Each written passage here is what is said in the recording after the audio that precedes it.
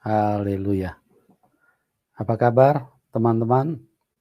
Kami hadir kembali pada malam hari ini dalam kasih Tuhan Yesus Kristus. Dan kami berdoa supaya kita semua dalam keadaan baik-baik dan terus ada di dalam kebaikan Tuhan. Berlimpah di dalam kemurahan Tuhan. Kami agak terlambat karena dikarenakan satu dan lain hal, karena memang menghadirkan acara live ini banyak hal yang mempengaruhi. Kadang sinyal di tempat kami, kadang kondisi-kondisi yang lain yang membuat kami biasa harus terlambat. Tapi kami berusaha terus untuk bisa hadir untuk memberikan dukungan kepada kehidupan umat Tuhan agar semakin kuat, dan yang belum mengenal Tuhan biarlah bisa mengenal Tuhan sebagaimana Tuhan telah memperkenalkan dirinya kepada kami, dan kiranya apa yang dibagikan ini membantu semua teman-teman yang sedang mencari kebenaran. Karena kebenaran itu hanya satu, tidak ada dua kebenaran. Kalau ada dua kebenaran berarti satu tidak benar, dan satu adalah hoax, satu adalah pembenaran, bukan kebenaran. Karena di dalam hidup ini, saya ingin katakan berdasarkan Alkitab bahwa hanya satu Tuhan, tidak ada dua apalagi tiga. Kalau ada dua Tuhan berarti satu yang palsu. Dan hidup ini saya perlu sampaikan, katakan kepada kita bahwa yang hadir di dalam hidup manusia dan mempengaruhi hidup manusia itu hanya dua kekuatan. Kekuatan pertama adalah kekuatan Tuhan itu sendiri. Dia Tuhan yang baik, Dia Maha Pengasih, Maha Penyayang, Dia Maha Kuasa. Itu sebabnya Dia hadir dengan kasih sayangnya, dengan kuasanya untuk dinyatakan kepada semua orang. Dan itulah yang dikatakan di dalam Matius 11 ayat 28. Nah, kekuatan kedua adalah iblis, kekuatan iblis yang terus berusaha untuk hadir di dalam hidup manusia, mempengaruhi, menggoda agar semua manusia bisa binasa, agar semua manusia terjebak di dalam kematian. Manusia harus berhati-hati. Jangan sampai kita justru bertuhankan sesuatu yang salah, sesuatu yang gak benar. Oleh sebab itu, perhatikanlah imanmu, jangan sampai engkau sedang ada di dalam satu tipuan dari kuasa kegelapan, sehingga engkau mempercayai sebagai sumber kebenaran, ternyata semuanya adalah penyesatan. Dan iblis memang kerjaannya seperti itu dari dulu. Di Taman Eden dia sudah mulai dengan sebuah kebohongan, dengan sebuah dusta, dan yang tragisnya manusia mempercayai. Manusia Adam dan Hawa mempercayai setan. Tuhan sudah bilang, Tuhan sudah berkata, Tuhan sudah bicara dengan tegas, jangan makan buah itu. Tapi apa yang terjadi? Iblis juga datang dan berbicara, berfirman, tapi firman yang menyesatkan. Dia berbicara, dia bilang, makan saja, jangan dengar Tuhan, makan saja buah itu. Kalau kamu makan, maka kamu akan menjadi sama seperti Tuhan. Disinilah malapetaka hidup manusia. Tuhan berfirman jangan kamu makan, tapi iblis datang berkata makan saja. Dan terus menerus sampai ke sini, sampai saat ini, iblis tetap dengan konsep yang sama. Firman Allah berkata dengan tegas bahwa Yesus adalah satu-satunya Tuhan. Tapi iblis datang dan membantah itu. Iblis berkata, dia manusia. Jangan percaya. Dia itu manusia. Dia lahir dari rahim wanita. Dia bukan pencipta, dia ciptaan. Iblis terus membantah, mengcounter supaya semua manusia terjebak dalam kebodohan, kesesatan, dan akhirnya mempercayai. Oleh sebab itu, sekali lagi teman-teman, berhati-hatilah karena iblis ini rajanya pendusta. Dia membisikkan banyak suara di dalam telinga manusia. Dia berkata, masa Tuhan berkolor? Ini kenapa bisa seperti ini? Karena iblis lagi menyesatkan manusia. Manusia tidak mengerti jalan kehidupan. Manusia tidak mengerti kebenaran.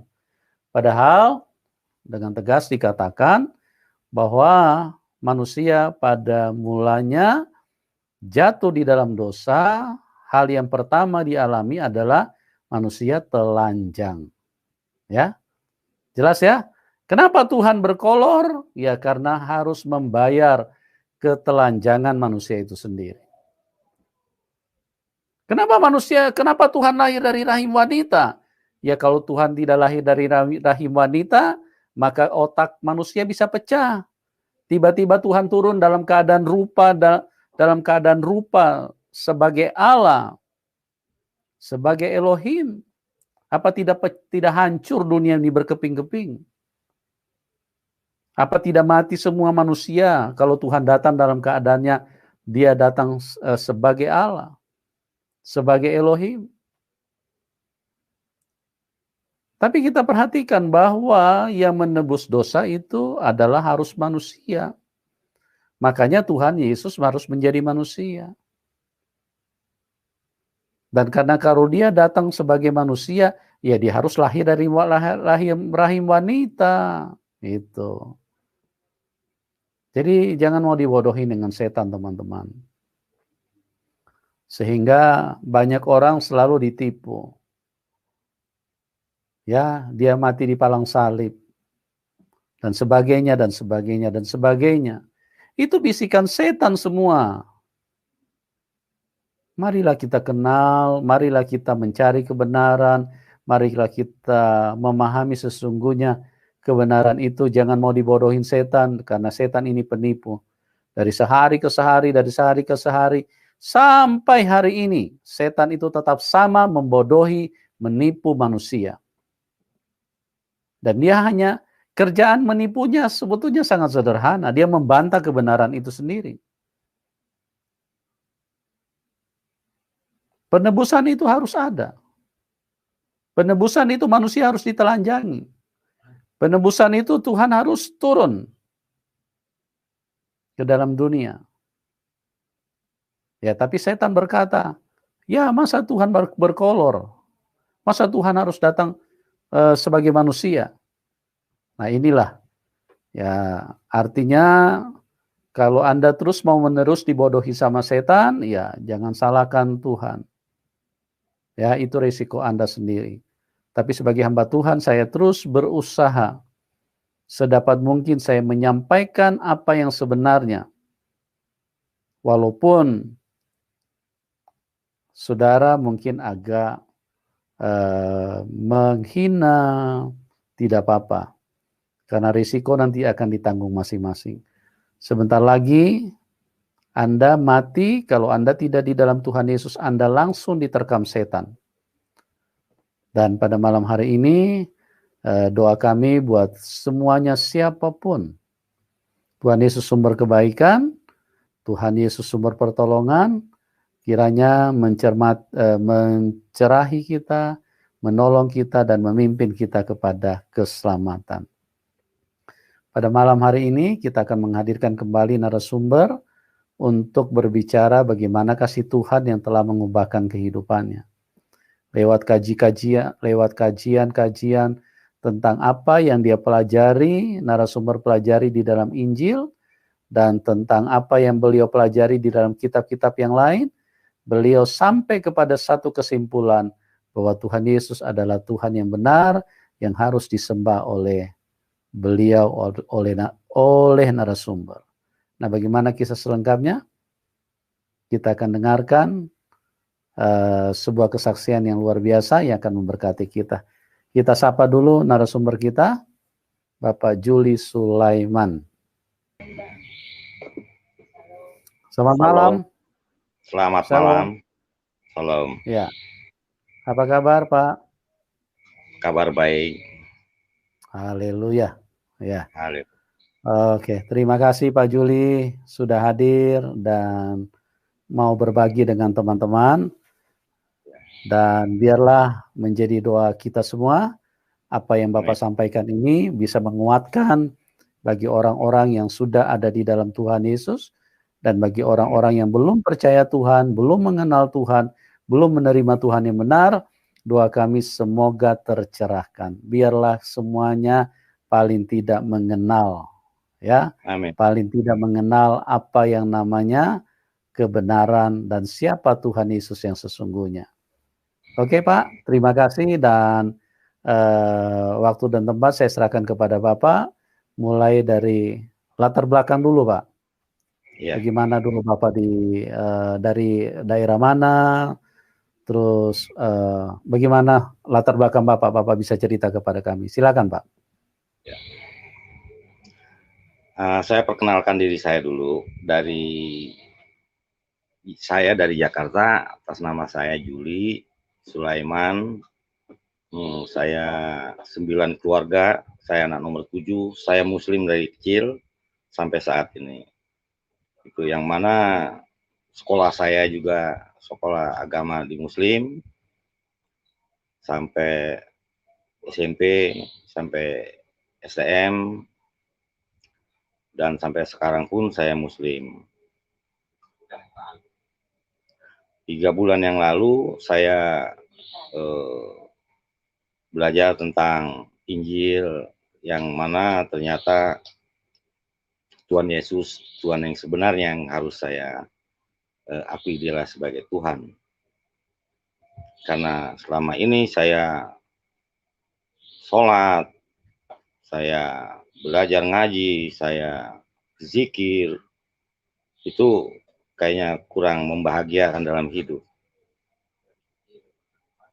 Sampai sekarang pun saya sudah berjanji bahwa saya cinta Yesus, saya mau hidup bahagia, mau hidup damai dengan keluarga saya. Saya sudah ikhlas, saya sudah sebenar-benarnya memikirkan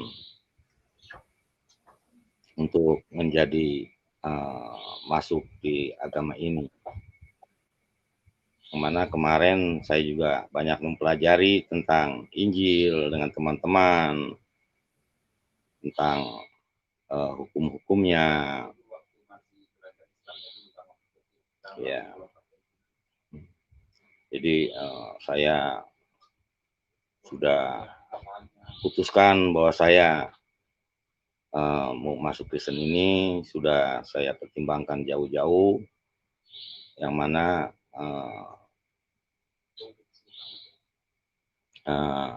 sudah saya bicarakan sama keluarga juga, dan ternyata keluarga setuju. Ya, padahal keluarga saya nih semua 9 orang, 8 orang ini setuju, tidak ada halangan, itu hak masing-masing. Karena saya berprinsip, karena yang harus saya sembah adalah Tuhan Yesus. Gitu. Kalau saya hanya mencari damai, saya mencari kasih, yang selama ini ya mungkin saya salah memilih.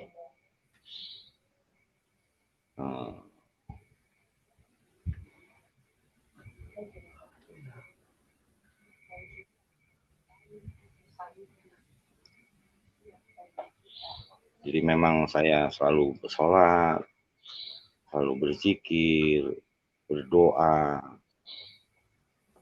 Saya mempelajari lagi. Ternyata yang terbaik saya harus di sini.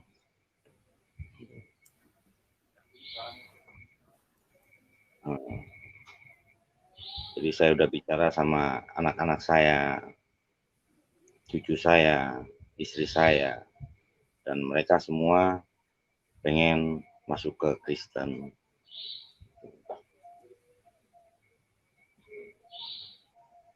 Sekarang usia berapa, Pak? Saya 62. Berarti 62 selama tahun. 60 tahun lebih Bapak di Islam ya? Saya di Islam. Iya. Jadi Saya sudah waktu di Islam, Bapak punya pemahaman terhadap orang Kristen itu seperti apa, Pak, dulu?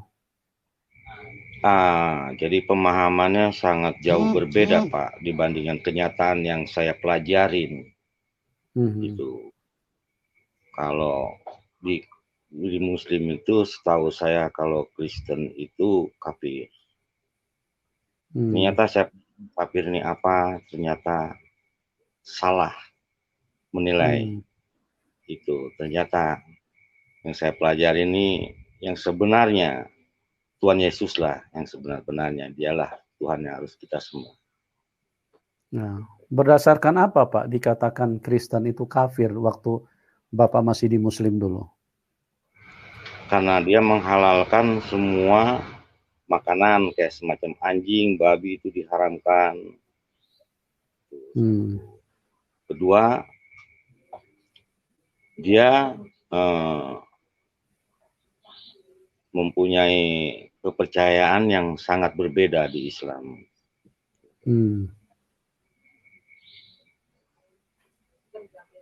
Jadi berdasarkan kalau makanan anjing, babi, berdasarkan itulah bahwa Kristen itu disebut kafir. Kafir. Ya. Tapi setelah Bapak mempelajarinya, apa yang Bapak simpulkan sekarang tentang seperti babi, anjing, dan yang lain-lain yang dulu Bapak kenal di dalam Muslim sebagai sesuatu yang kafir? Bagaimana pendapat Bapak setelah saat ini? Ya. Kalau saya anggap babi, anjing itu kan sebenarnya nggak haram, boleh dimakan, dan kalau memang ada yang lain itu kan nggak apa-apa.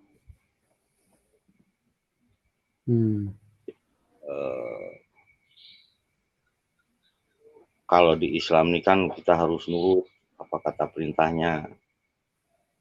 Kita harus berdoa dan berdoa, berzikir, sholat, puasa, tanpa diberikan satu jaminan. Yang artian kalau kemarin saya suka sharing sama teman yang sudah masuk di Kristen ini kan, bahwa Yesus sudah memberikan jaminan ke surga dan memberikan kedamaian dan kasih di dalam keluarga. Dan tidak ada kebencian, sedangkan musuh pun juga harus diberkati. Tidak ada kafir. Nah, itu yang menjadi simpati saya Kristen. Dan kalau di Islam sendiri ini kan harus satu kewajiban, puasa, sholat, zikir.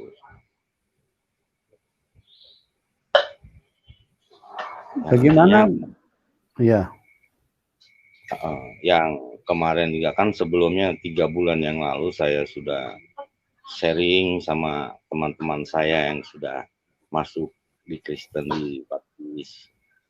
Itu menceritakan tentang Islam. Jadi bukan keputusan dari saya juga, yang artian saya memilih, menimbang, menilai, yang ternyata saya memilih Tuhan Yesus adalah Tuhan saya. Oke, Bapak dulu waktu masih di agama yang lama, apa Bapak juga tergolong orang yang membenci Kristen apa bagaimana, Pak? Oh iya, tadinya saya membenci Kristen karena saya nggak tahu nggak mempelajari. Begitu saya mempelajari loh, kok seperti ini. Di dalam Alkitab itu penuh kedamaian, gitu. Tidak saling memfitnah, saling memberi, mengasihi, dan cinta damai. Yang kemarin sudah saya lihat sendiri dan saya mengikuti siraman rohani, ternyata benar, saya tidak salah pilih. Dan keluarga saya juga setuju. Saya mengambil resiko ini, prinsip ini sudah saya putuskan 100%. Oke. Bapak bisa ceritakan lebih panjang tentang berdasarkan apa Bapak mengambil satu keputusan meninggalkan iman Bapak yang lama?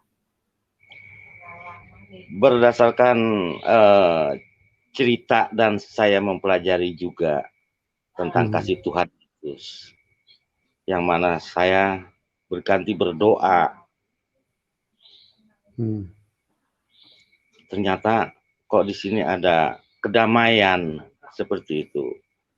Saya coba lagi, oh seperti ini. Makanya saya ambil keputusan, saya harus merubah agama saya.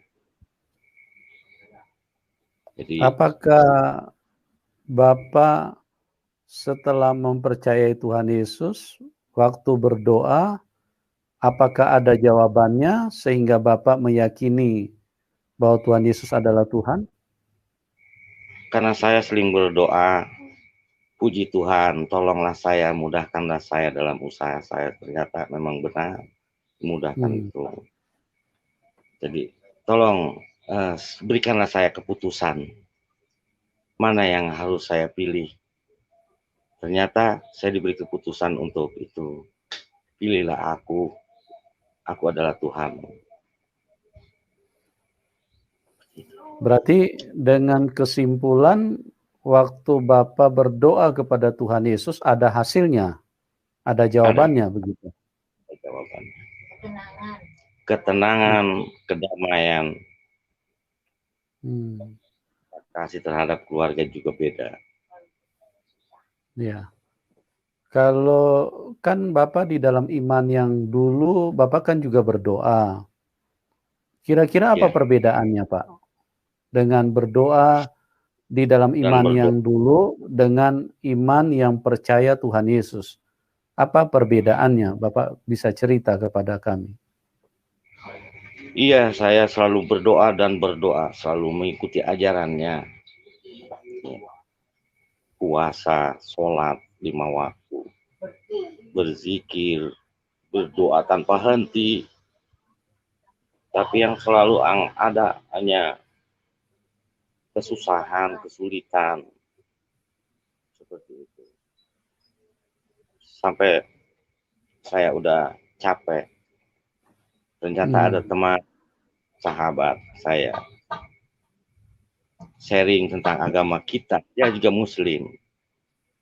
Ternyata seperti ini loh Muslim. Kita cari lagi di Injil. Oh seperti inilah di Alkitab yang sebenarnya. Oh ya udah. Sekarang gimana? Putusan saya akan berpaling ke Injil aja daripada Al-Quran. Dengan satu kesimpulan, apakah di dalam iman Bapak yang sebelumnya Bapak berdoa tidak ada jawaban begitu, sehingga Bapak meninggalkan iman Bapak yang sebelumnya? Iya, jadi saya selalu berdoa dengan apa adanya tentang agama di Kristen ini. Ternyata banyak perubahan gitu. Ada mujizat ya? Satu ya, semacam kayak ada satu mukjizat gitu untuk mendukung saya. Jadi saya lebih lebih keras lagi, berkeinginan keras lagi. Saya sudah musyawarah sama istri saya, sama cucu saya. Ya udah, kalau memang ini menjadikan agama yang terbaik untuk kita, kenapa enggak? Yuk kita sembah mulai sekarang Tuhan Yesus. Jadi Dulu saya di nggak dalam menjelek-jelekan. Saya tidak menjelek. pemahaman Bapak, Ya, ya, di dalam pemahaman Bapak dulu waktu masih di iman yang lama, Bapak melihat, halo, suara saya jelas Pak? iya iya Pak. Jelas. Oke. Ya, dulu di dalam iman Bapak yang lama, apakah Bapak melihat orang Kristen ini sebagai pribadi yang harus dihindari apa bagaimana Pak? Ya, seperti itu. Karena dianggapnya Kristen ini kafir. Jangan menyebut mendekat, itu nggak boleh. Tapi sekarang saya akan Ya, seperti itu. Oke. Berarti Bapak dengan satu pemahaman yang baru sekarang ya? Ya, betul. Dan bagaimana reaksi keluarga Pak setelah Bapak memilih Tuhan Yesus? Ya, itu terserah. Karena kita sudah dewasa, bisa menentukan mana yang baik, mana yang tidak. Saya merasa aman, merasa damai, merasa lebih baik lagi, didukunglah saya. Jadi kalau menurut pemahaman Bapak di dalam iman yang sebelumnya, Tuhan Yesus itu dianggap apa Pak? Di dalam iman yang sebelumnya? Tuhan Yesus itu manusia katanya. Tapi diakui juga sebagai nabi. Yang diakui sebagai nabi, Nabi Isa. Tuhan Yesus itu Tuhan. Ya. Berarti yang Bapak pahami dulu di dalam keyakinan yang lama, Tuhan Yesus itu hanya sebagai manusia. Iya. Sebagai nabi. Sebagai manusia, sebagai nabi. Tapi bagaimana dengan sekarang pemahaman Bapak? Dia adalah Tuhan saya. Saya pelajarin siapa Tuhan Yesus, siapa Nabi Isa, siapa ibunya. Itu saya dengar, ternyata ya dialah yang baik untuk saya. Ya. Oke Pak, berdasarkan pertimbangan apa saja yang membuat Bapak bisa mengambil keputusan? Kan tadi Bapak katakan bahwa dulu Bapak orang yang tidak suka kepada Tuhan Yesus. Tidak suka kepada kekristenan. Pada titik mana Bapak menjadi berbalik arah, bahkan menjadikan Tuhan Yesus itu sebagai Tuhan Bapak? Pada titik mana, pada kesimpulan apa Bapak berbalik Pak?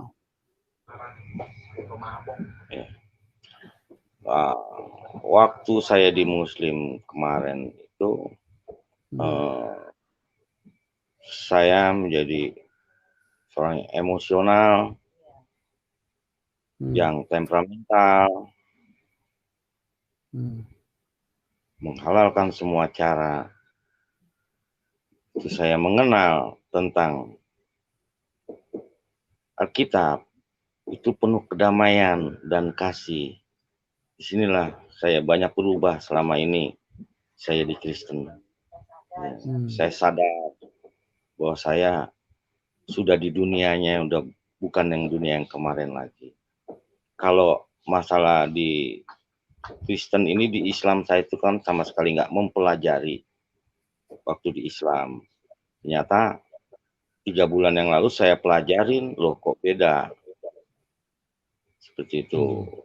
Kok yang mana yang tadinya saya nggak suka, sekarang jadi saya suka karena saya mempelajari tentang uh, Isa Al-Masih, dan saya percaya sepenuhnya dan yakin saya tidak salah milih, seperti itu. Nah, berarti Walaupun Bapak, ya kenapa Pak? Terus lanjut. ya walaupun saya yang mana dianggapnya sebagai pengkhianat lah ya, yang artinya kalau di Islam dibilang munafik. Kamu tidak suka, sekarang kamu suka, itu udah resiko saya. Karena saya di sini ngelihat kebenaran, di sini saya ngelihat cinta kasih dan kedamaian, seperti itu.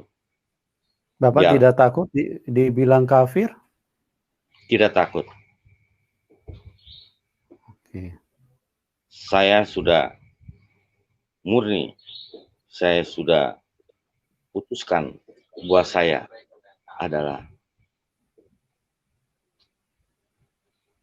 Kristen ini. Saya jadi umat Kristen. Seperti itu. Iya. Pak, ikut Tuhan Yesus itu tidak mudah. Kita harus pikul salib. Bagaimana Bapak meresponi ini kalau jika ada aniaya yang terjadi dengan Bapak? Atau ada hal-hal yang mungkin di luar dugaan terjadi karena Bapak percaya kepada Tuhan Yesus. Kira-kira bagaimana sikap Bapak? Apa Bapak mau mundur? Apa Bapak mau percaya terus kepada Tuhan Yesus? Kira-kira apa yang Bapak pikirkan kalau hal itu terjadi? Itu akan saya lawan terus dan saya akan kasih penjelasan. Gitu. Saya akan kasih penjelasan, saya akan lawan terus. Walaupun bagaimana, saya tetap Tuhan Yesus adalah Tuhan saya. Ya. Walaupun tantangan berat. Iya. Ya. Jadi kesimpulannya bahwa Bapak sudah merasakan mengalami Tuhan, sudah merasakan kasih-Nya, merasakan kuasa-Nya, begitu? Iya.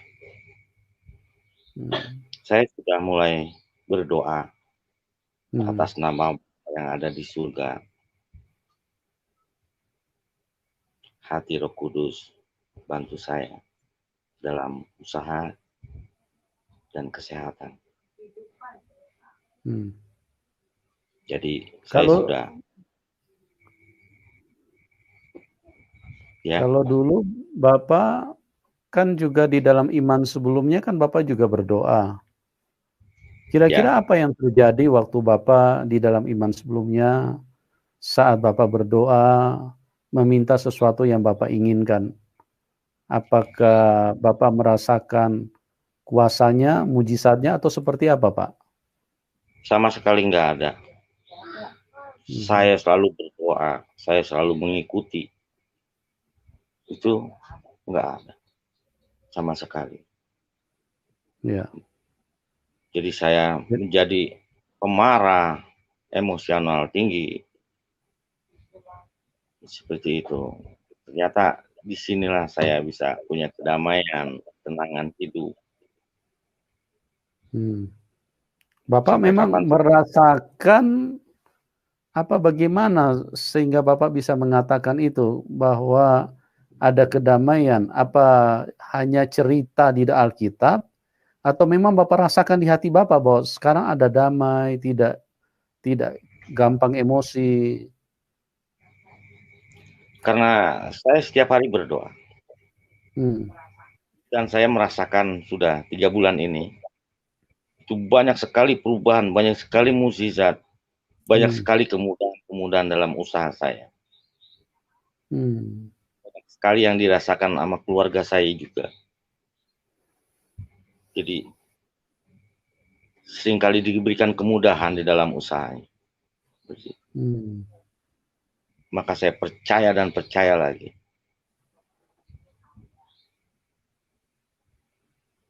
Dan juga saya ikut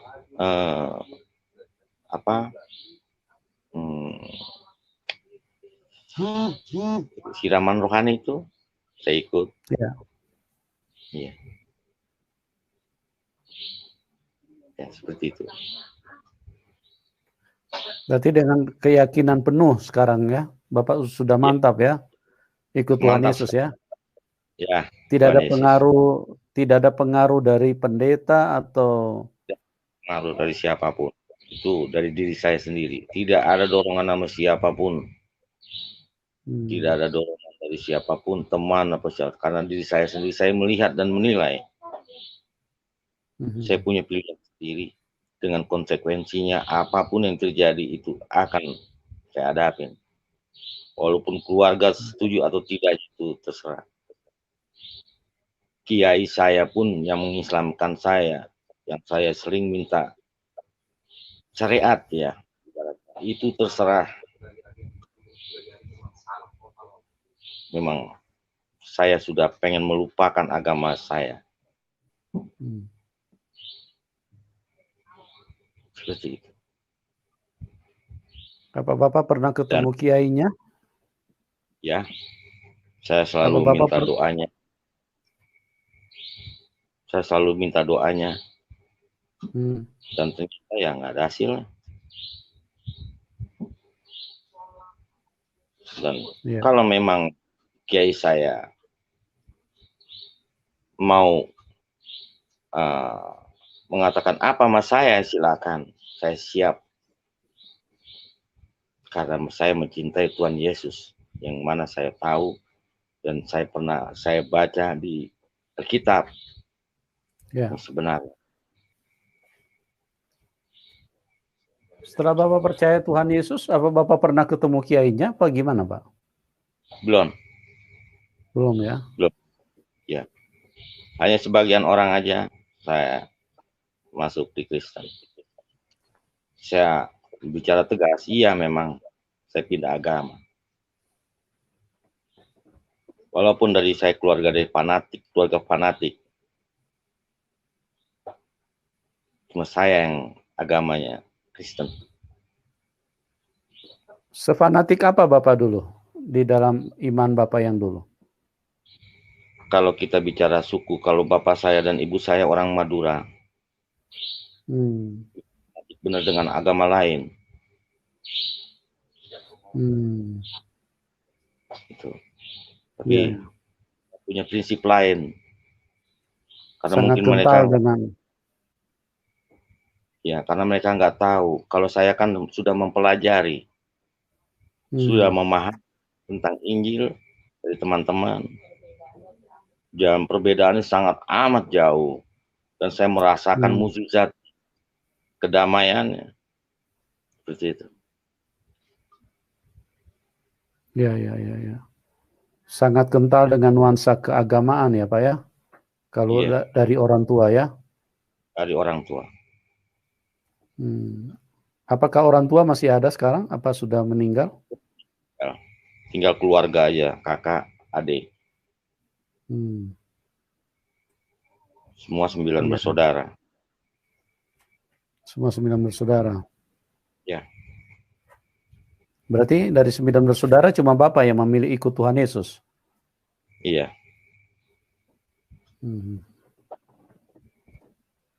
Iya. Mujizat apa yang Bapak rasakan setelah Bapak percaya Tuhan Yesus? Ketenangan di dalam keluarga. Dan saya selalu berdoa atas nama Bapak, mudahkan saya dalam usaha saya. Ternyata iya. Sekali lagi, ternyata mujizat itu selalu ada. Benar. Iya.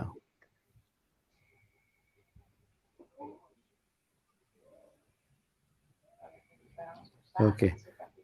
Walaupun keadaan, ya, gimana Pak? Walaupun keadaan saya seperti ini, tapi saya bahagia. Saya damai. dalam keluarga, seperti itu. Tantangannya, Pak, tantangannya apa saja yang Bapak alami setelah Bapak percaya kepada Tuhan Yesus? Tantangannya saya satu keluarga, kedua teman-teman, dibilang kafir lah, apa segala macam lah. Anda melihat saya masuk Kristen ini, kamu bilang saya ini kafir, karena kamu tuh nggak tahu yang sebenarnya tuh bagaimana. Apakah kamu bilang apa artinya kafir? Satu penghinaan di dalam Muslim itu, kafir itu kan sangat berat. Jangan menghina seperti itu. Belum tentu yang kamu hina kafir itu salah. Ya. Di dalam agama saya, kasihilah musuhmu, berkatilah dia. Sementara saya sama kamu, saya kan tidak merugikan kamu, kok kamu anggap saya kafir? Kamu lihat dari mana? Jangan. Saya juga nggak pengen kamu mau masuk di agama saya. Jalankan agama kamu dan kepercayaan kamu. Seperti itu. Ya. Oke. Jadi Bapak tantangannya dari teman, dari keluarga, Ya. Dan Bapak tetap berkeyakinan bahwa apa yang Bapak imani sekarang itu adalah yang benar, begitu? Ya, betul. Jadi teman-teman, kita melihat bahwa orang mempercayai Tuhan Yesus itu bukan asal-asalan. Karena apa? Karena kita di dalam Tuhan Yesus itu harus merasakan. Karena manusia dikatakan beriman kalau dia tidak merasakan kuasanya, dia tidak merasakan kasihnya. Maka itu adalah satu kebodohan. Itu adalah satu yang bisa berakibat fatal. Kenapa? Kita meyakini sesuatu tapi kita tidak merasakannya. Misalnya, kita mengatakan Tuhan itu baik. Tuhan itu pengasih dan penyayang. Tapi kalau kita tidak merasakan Tuhan itu baik, Tuhan Yesus, kita tidak rasakan kasih-Nya, Dia pengasih dan penyayang. Itu juga suatu cerita yang omong kosong. Tapi kalau kita mengatakan Dia pengasih dan penyayang, kita mengalaminya, kita mengalami kebaikannya, kita mengalami kasih-Nya. Ini kan sesuatu yang berbeda. Artinya bahwa keterangan yang kita sampaikan itu adalah keterangan yang benar. Keterangan yang tidak dibuat-buat. Jadi kesaksian di dalam Kristus itu adalah kesaksian yang benar. Kita mempercayai Tuhan yang benar. Kita juga mengatakan bahwa Dia Maha Kuasa. Ya. Tidak masalah kita mengatakan Tuhan itu Maha Kuasa. Yang menjadi pertanyaannya, sudahkah kuasanya engkau alami? Sudahkah kuasanya kita rasakan? Kalau kita tidak merasakan kuasanya, bagaimana mungkin kita berkata bahwa Tuhan itu Tuhan Maha Kuasa? Kita hanya menyambung lidah dari generasi ke generasi. Kita hanya mempercayai satu berita dari generasi ke generasi yang lain. Dan sangat-sangat berbahaya bagi kehidupan kita sendiri. Kalau kita mengatakan Dia Maha Kuasa, harus kita alami. Ya. Misalnya saya mengatakan ini handphone. Ya saya harus bisa gunakan ini baru bisa disebut handphone. Kalau tidak bisa digunakan, tidak bisa dikatakan handphone. Jadi seperti itu teman-teman. Kita harus bisa. Nah kalau kita mengalaminya, kita merasakannya, maka tidak ada yang bisa membodohi kita. Tidak ada yang bisa mengakalin kita. Tidak ada yang bisa mengatakan ini bukan handphone. Karena kami mengalami ini handphone. Sama juga dengan Tuhan Yesus. Kami mengalami dia Tuhan. Jadi sehebat apapun Anda mau mengatakan dia bukan Tuhan, dia hanya lahir dari rahim wanita, masa Tuhan berkolor? Bagi kami, itu tidak urusan dengan kami. Karena kami mengalami dia Tuhan. Ya. Sekali lagi saya katakan, kita harus mengalami. Seperti saya katakan, ini tisu. Saya harus mengalami. Saya harus pegang ini, saya harus fungsikan dia sebagai tisu.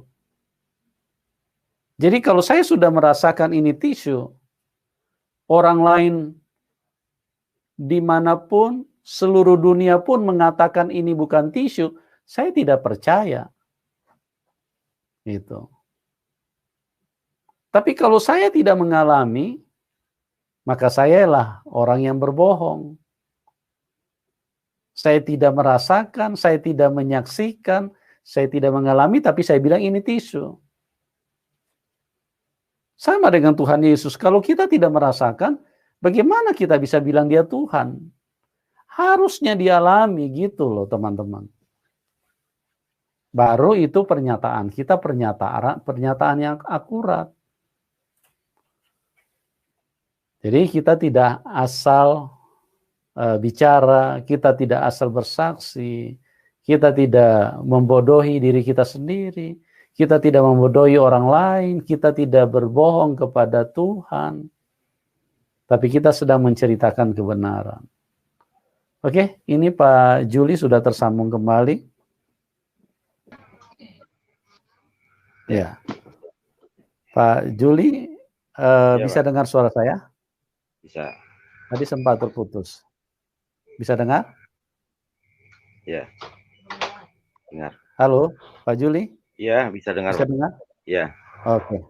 Bisa dengar, Pak. Oke, Pak. Oke. Jadi Bapak sudah sampai kepada satu kesimpulan bahwa Tuhan yang benar adalah Tuhan Yesus Kristus. Iya, betul. Iya. Jadi inilah keyakinan yang Bapak miliki saat ini. Jadi sekalipun kalau misalnya ada orang mengatakan itu bukan Tuhan, bagaimana Bapak meresponinya? Ya, itu adalah Tuhan saya. Saya akan ceritakan sedikit tentang Tuhan saya. Seperti itu.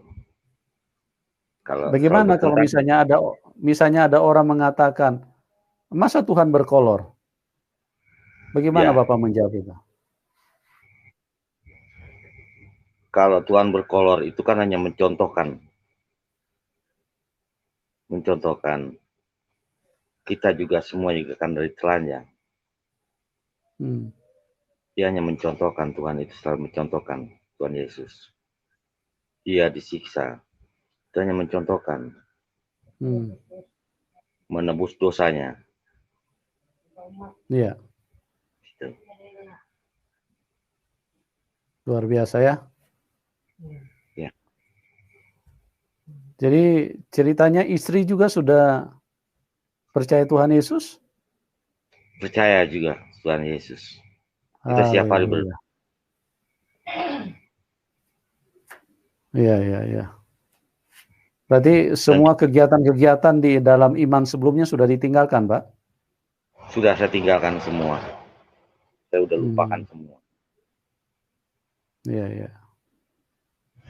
Berarti nanti di usia yang sudah tidak muda ya, Bapak percaya Tuhan Yesus ya? Iya. Sudah usia 60 lebih ya sekarang ya, Pak? 62. Oke. Iya. Jadi teman-teman, inilah yang bisa dibagikan oleh Bapak Juli Sulaiman, bahwa dia telah berjumpa dengan Tuhan yang benar. Oke, Bapak mungkin Ya, bisa kasih masukan kepada teman-teman yang belum kenal Tuhan Yesus. Kira-kira pesan apa yang Bapak mau berikan kepada mereka? Singkat saja, supaya Bapak bisa ya. berbagi di dalam kehidupan ini. Ya. Puji Tuhan, teman-teman semua yang mana mengenal saya. Sekarang saya Kristen tua,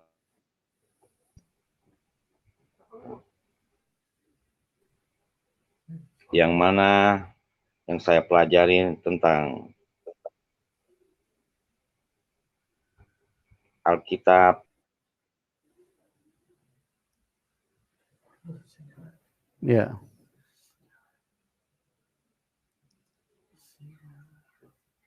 ya. Ini sinyal di tempat narasumber agak sedikit terganggu. Coba kita hubungkan dulu kembali.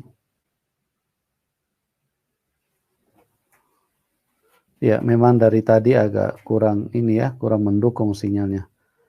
Dan kalau kita mengalami Tuhan, kita merasakan kasih-Nya, kita merasakan kuasa-Nya, maka kita dengan begitu yakin akan ketuhanan-Nya. Tapi kalau kita cuma berdasarkan cerita orang dulu, cerita hanya ada di dalam buku, maka saya ingin katakan belajarlah lebih baik. Belajar dan pelajari sungguh-sungguh supaya hidupmu bisa menemukan Tuhan yang benar. Kalau engkau menemukan Tuhan yang benar, engkau bisa diselamatkan. Karena hanya Tuhan yang benar yang mau menyelamatkan jiwa-jiwa, yang mau menyelamatkan orang yang tersesat. Kalau iblis itu jahat. Iblis itu menghendaki agar manusia binasa. Itulah yang terjadi di Taman Eden. Makanya Tuhan Yesus berkata, kembali lagi ini adalah kebenaran firman ini. Karena hanya di sinilah ditulis itu semua peristiwa dengan sempurna. Hanya di sini, di Alkitab. Nah, alamilah. Alamilah. Jangan cuman kata A, kata B.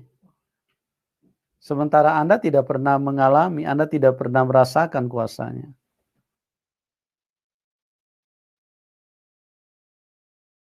Pada akhirnya nanti kita, saudara akan menyesal sendiri.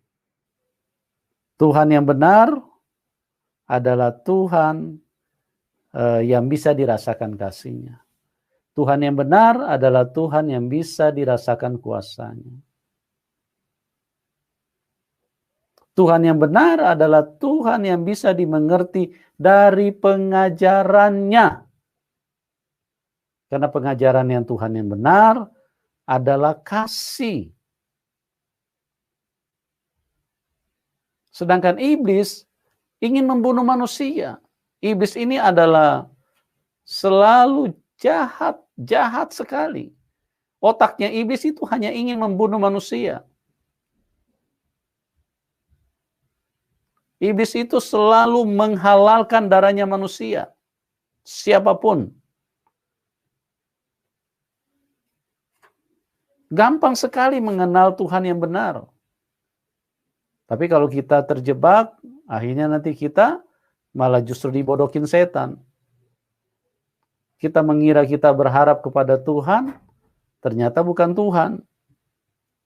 Sesuatu yang tidak mendatangkan, bukan tidak mendatangkan manfaat, mencelakakan kita. Ternyata kita bertuhan yang salah. Oke, kita coba sambungan kembali dengan Pak Juli. ya, Oke Pak, dilanjutkan Pak. Apa pesan Bapak kepada teman-teman yang belum kenal Tuhan?